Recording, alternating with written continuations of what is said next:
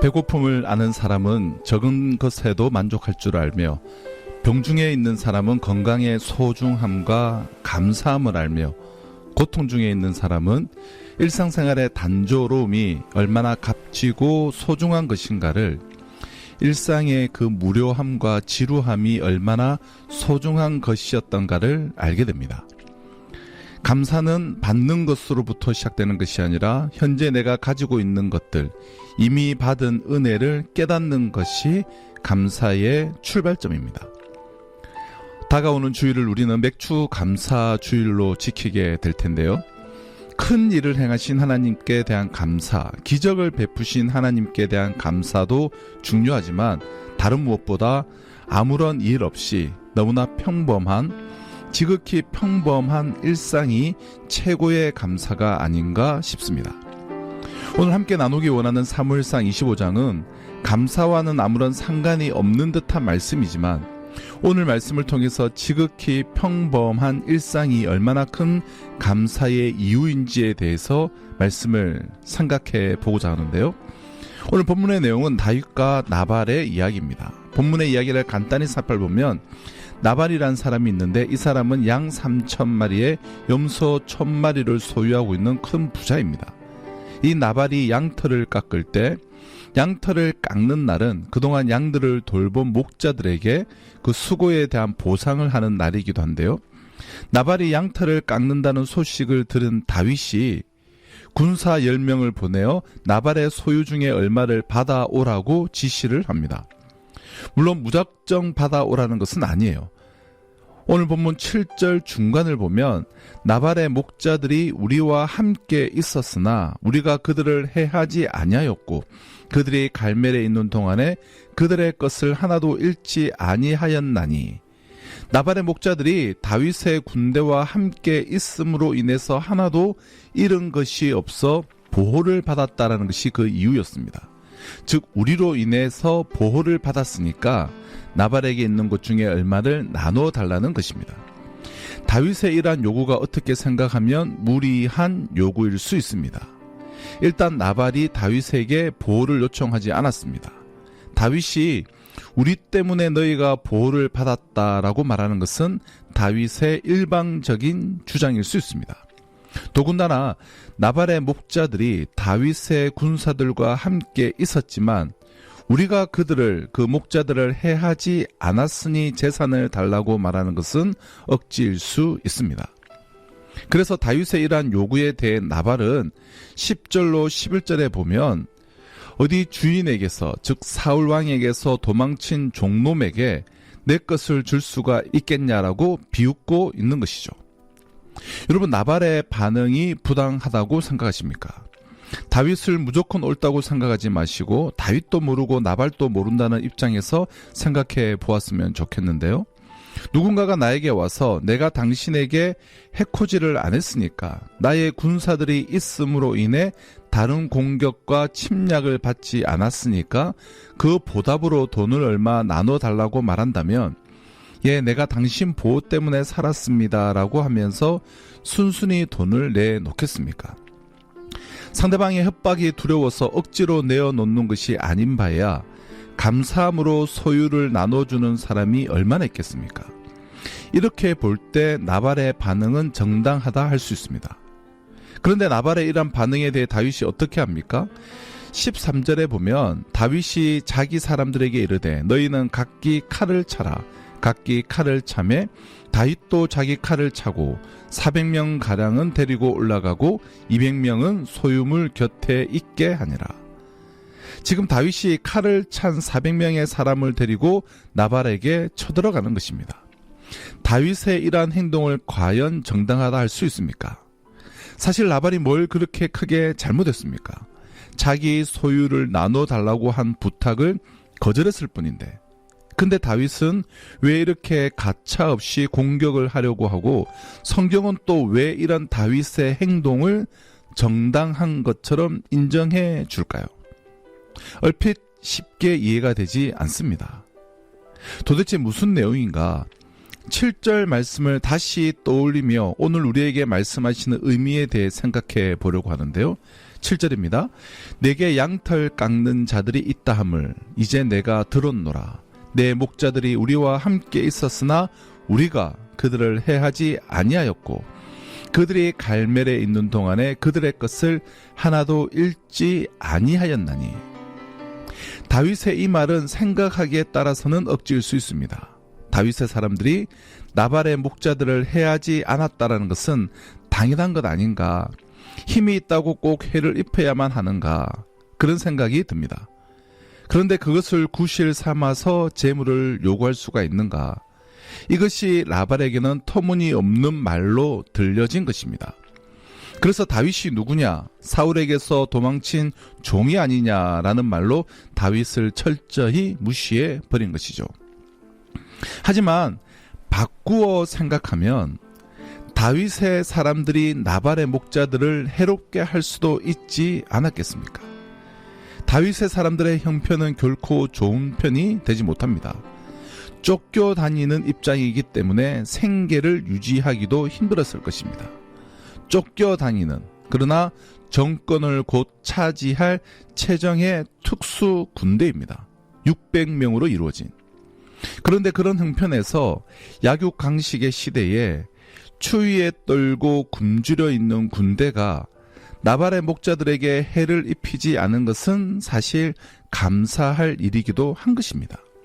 그렇게 본다면 나발이 지금 양털을 깎게 된 것은 다윗이 힘든 형편에서도 자기들의 목자에게 해를 입히지 않은 까닭이라는 말도 전혀 틀린 말은 아닌 것입니다. 만약 나발의 목자들에게 외부인이 침입을 해서 많은 해를 입히려고 할 때 다윗의 사람들이 나타나서 그들을 구해주고 재산을 보호해 줬다면 나발도 달리 반응했을지도 모릅니다. 다윗의 도움을 받았다는 분명하고도 뚜렷한 증거가 있기 때문입니다. 그런데 다윗의 사람들은 그냥 그들과 함께 하고 있었을 뿐입니다. 그래서 다른 이들의 침입과 공격은 애초에 일어나지를 않았습니다. 일어날 수가 없는 것이죠. 다윗의 600명 군대가 그들 주위에 있었기 때문에. 이것이 우리가 깊이 생각해 봐야 할 부분입니다. 그러므로 중요한 것은 결국 현재 상황을 어떤 시각에서 바라보는가에 달려있는 것이죠. 이후에 나오는 15절 16절을 보면 우리가 들에 있어 그들과 상종할 동안에 그 사람들이 우리를 매우 선대하였으므로 우리가 다치거나 잃은 것이 없었으니 우리가 양을 지키는 동안에 그들이 우리와 함께 있어 밤낮 우리에게 담이 되었습니다. 이 말은 나발의 목자 중 한 명이 나발의 아내인 아비가일에게 다윗이 진노하여 나발을 치려고 하는 것에 대해 보고하며 하는 것인데요. 아마 나발의 목자 중에 한 명인 것 같습니다. 자신이 목자로 있을 때에 다윗의 사람들이 어떻게 했었다라는 것을 증언해 주는 말입니다. 이 하인은 다윗이 자신들을 해하지 않은 것에 대해 우리를 매우 선대했다고 말합니다. 그 덕분에 다치거나 잃은 것이 없었다고 말합니다. 다윗의 사람들이 자신들을 해하는 것이 당연한데 그렇게 하지 않음으로써 우리가 괜찮았다라고 말합니다. 또한 나발의 목자들이 양을 지키는 동안에 다윗이 사람들이 함께 함으로써 그저 주위에 함께 있어 줌으로써 우리에게 담이 되었다라고 말합니다. 이것도 다윗의 사람들이 자신들과 함께 해준 것만으로도 자신들이 보호를 받은 것임을 말하는 것입니다. 이처럼 다윗이 나발의 목자들을 위해서 눈에 드러난 큰 도움을 준 것이 없다 할지라도 다윗의 사람들이 자신들을 해하지 않고 함께 해준 것 자체가 큰 도움이며 보호하심이었다라는 거예요. 그런데 나발은 이것을 무시해버리는 것입니다. 나발은 다윗이 실제적으로 눈에 띄는 도움을 준 일이 없다고 생각합니다. 즉 자신의 소유를 나눠줄 만한 가치 있는 일을 하지 않았다는 거예요. 자신의 목자와는 달리 다윗이 함께 했다는 것 자체에 대해서는 철저히 무시해 버리는 것입니다. 저는 이것을 예수님에 대한 오늘 우리들의 생각과 연결하여 말씀을 적용하고자 합니다. 여러분은 우리 주님의 도우심을 어떻게 이해하십니까? 많은 사람들이 주님의 도우심을 나발식으로 이해합니다. 즉 실제적인 도움을 원하는 겁니다. 눈에 띄고 사실적으로 느낄 수 있는 그런 도움을 기대하는 것입니다. 우리는 주님이 함께 하신다는 말을 합니다. 하지만 그 말에 대해 실감하지를 못합니다. 이유는 주님이 함께 하신다고 해도 그 표가 없다는 것이죠. 주님이 함께 하시면 지금보다 더 나아져야 하고 없던 돈도 생기면서 갈수록 풍족해지고 어떤 기적적인 일도 일어나고 아파트 값도 오르고 윤택해져야 되지 않느냐는 거야. 어려움이 있을 때 어려움에서 당장 빠져나오게 하는 실질적 도움을 원하고 그러한 함께 하심을 원하는 것입니다. 하지만 여러분, 과연 우리가 주님에게 어떤 도움을 받아야 할 자격이 있습니까? 우리는 주님이 눈에 보이는 손에 잡히는 실제적인 도움을 주시기를 원하지만 엄밀히 말하면 주님이 우리에게 해를 입히고 우리의 것을 빼앗는다고 해도 심판하신다고 하셔도 할 말이 없는 입장에 있지 않습니까? 공의로우신 하나님 앞에 심판받아 마땅한 존재이지 무엇인가 받아야 할 존재입니까? 영원히 멸망받아 마땅한 나를 구원하여 주신 영원한 생명을 주신 것에 가분하여 어쩔 줄 몰라야 하는 존재이지 뭔가 받아야 할 존재냐라는 것입니다. 멸망받아 마땅한 존재인데 심판받아 마땅한 존재인데 나의 행위와 행실을 보면 구약시대라면 하늘에서 내리는 불덩이를 맞고 이미 심판받아도 마땅한 자인데 그런데 주님이 해를 입히시지 않으시고 함께 해 주신다면 그것만으로도 주님이 우리를 선대하고 계셨음을 알아야 하지 않을까요? 더군다나 주님이 함께 하셨다는 것이 우리에게는 말할 수 없는 든든한 담으로 존재하셨던 것임을 알아야 합니다. 이것을 관가한다면 우리는 나발식으로 주님을 대하게 될 것입니다. 내가 받은 것이 없는데 뭘 내놓겠는가라는 생각에 빠질 수 있습니다. 벌써 한 해의 반이 지나갔는데요. 한번 돌아보시죠. 주님에게 받은 것이 무엇입니까? 주님의 도움으로 살았음을 몸으로 느끼십니까? 혹시 변함없이 그저 그렇게 살아온 시간이었기에 주님이 함께 하셨음을 특별히 느끼지 못하십니까? 그러나 성도된 우리에게는 주님이 함께 하신 자체가 은혜입니다. 우리가 지금 이 순간도 그리스도를 말하고 생각할 수 있는 것은 주님이 나와 함께 하신 덕분입니다. 오늘 내 삶 자체가 은혜입니다. 올 상반기 동안 살아온 모든 것이 주님이 함께 하신 덕분입니다. 그동안 아무 일 없이 살았다는 것만으로도 우리는 감사해야 합니다. 나발은 다윗이 함께 하지 않았어도 별 문제 없었을 것이라고 생각합니다. 그래서 다윗을 선대하지 않은 것이죠. 아무 일 없이 평범하게 살았다고 해서 주님이 함께 하지 않았어도 이렇게 평범하게 살았을 것이라는 생각은 착각입니다. 주님이 함께 하셨기에 그나마 이렇게 살아올 수 있었음을 깨달아 알아야 합니다. 오늘 당장 죽는다고 해도 할 말이 없는 우리인데 지금 이처럼 살아있는 것만도 크신 은혜임을 깨닫는 이 시간 되었으면 좋겠습니다.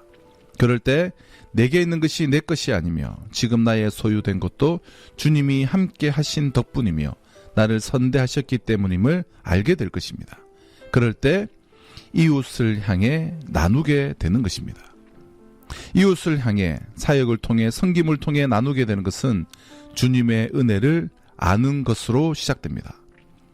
지금 내게 있는 모든 것이 내 것이 아님을 절실히 깨달을 때 자연스럽게 나누어지는 것입니다. 오늘 본문 3절에 보면 나발은 완고하고 행실이 악한 사람으로 소개되고 있는데요.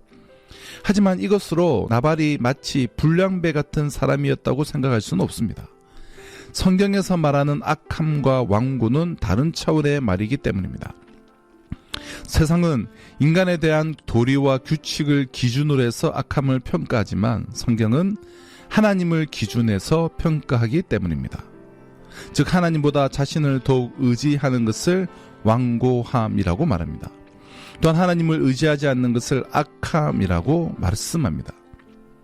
나발이 바로 이런 사람이었기에 다윗의 함께함을 무시해 버리는 것입니다. 다윗이 함께 해주지 않았어도 자신에게는 아무런 문제가 없었다고 여겨버리는 것입니다. 이러한 악함과 완고함이 우리에게도 있을 수 있음을 우리는 잊어서는 안 되는 것입니다. 서양 속담 중에 이런 말이 있습니다.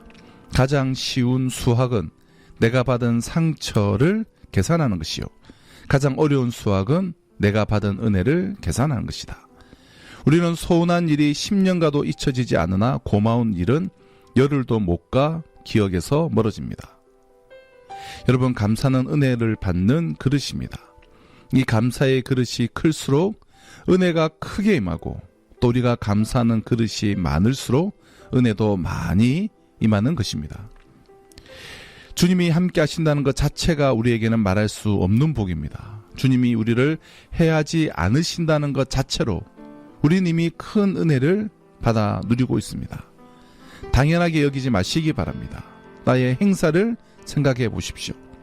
무엇 하나 신앙으로 살아가는 것이 있는가? 우리는 주님이 우리를 해하셔도 아무 말 없는 사람들이지 않습니까? 거룩하신 하나님, 공의의 하나님의 기준으로 볼 때에 나를 심판하셔도 아무 할 말이 없지 않으십니까? 이런 나를 주님이 해하시기는커녕 심판하시기는커녕 우리의 담으로 반석으로 계십니다. 혹 어려운 일이 있었습니까? 사실 더 큰 어려움이 있어도 나는 할 말이 없는 사람임을 고백하지 않을 수가 없습니다. 이런 고백이 있을 때에 감사함이 있을 것입니다.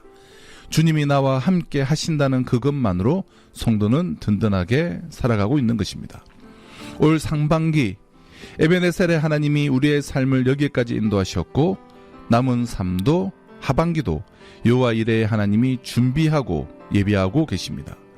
하나님 앞에 나는 어떤 할 말이 없는 사람임을 고백하며 주님이 나를 선대하시고 밤낮 나의 삶에 담이 되어주시는 주님이심을 경험하고 깨닫고 감격함으로 인해 올해 맥주 감사절도 정말 무한 감사로 맞이할 수 있는 우리 모든 극동방송 애청자 여러분 되시기를 주님의 이름으로 축원합니다.